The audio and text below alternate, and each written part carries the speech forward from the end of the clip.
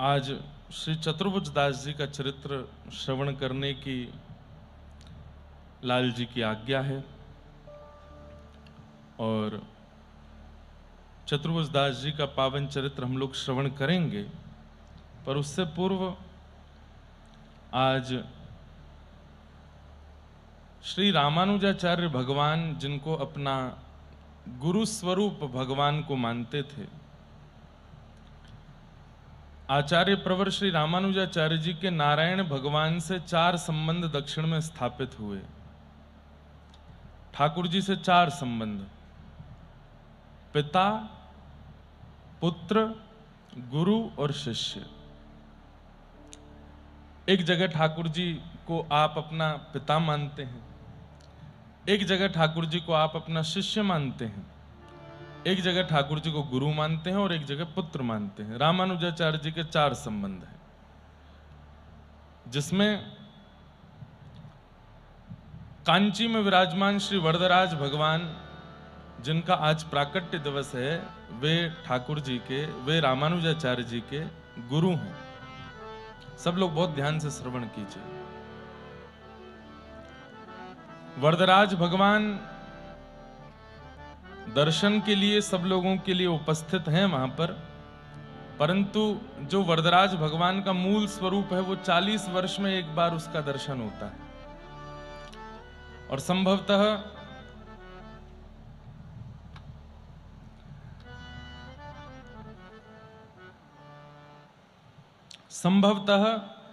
2021 या 22 में या 20 में, पता नहीं, मुझे स्मरण नहीं, दर्शन हुए थे 40 वर्ष बाद।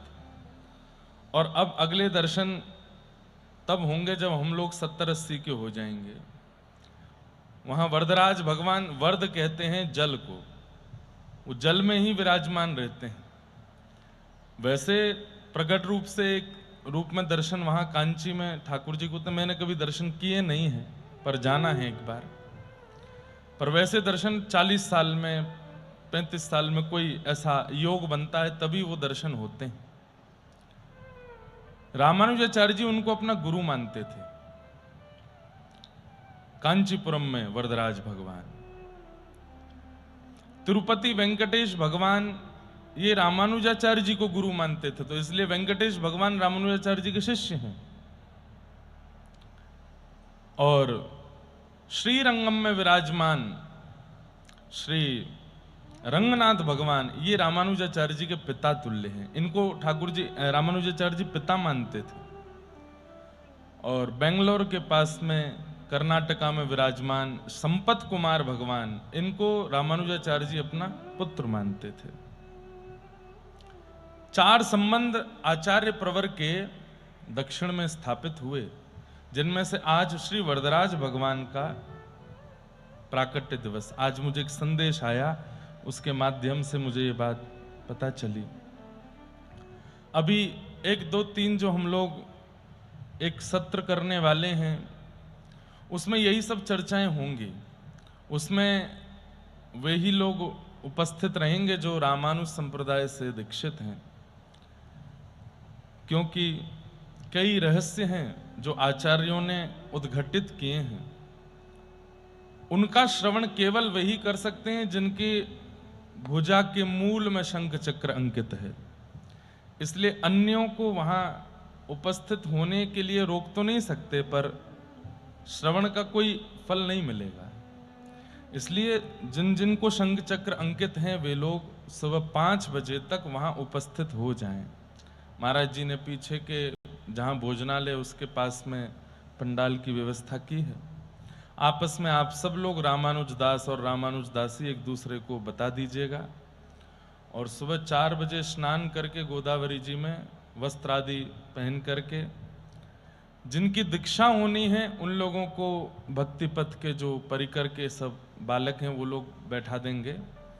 जिनकी दीक्षा हो चुकी है वो लोग अपना तिलक स्वरूप धारण करके, अपनी माला जी लेकर के, और विशेष रूप से एक कागज या कॉपी और एक पेन लेकर के आप लोग बैठेंगे। और कुछ विशेष बातों का आप लोगों को उपदेश होगा, वो आपको श्रवण करना है। तो आज वरदराज भगवान का प्राकट्य दिवस है। आज हम वरदराज भगवान के और श्री तिरुपति बालाजी दोनों की प्राकट्य की कथा सुनेंगे। एक रामानुजाचार्य जी के गुरु जी हैं और एक रामानुजाचार्य जी के शिष्य हैं।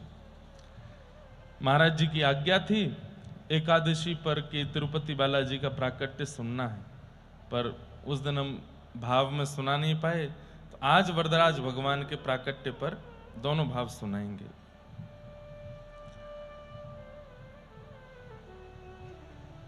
परम भक्त थे श्री रामानुजाचार्य जी श्री वरदराज भगवान के। उन्होंने भगवान वरदराज से ही षडक्षरी मंत्र की विधि समझी थी। षडक्षर मंत्र कौन सा है, यह हम उस दिन बताएंगे। अष्टाक्षर मंत्र आपका मूल मंत्र है।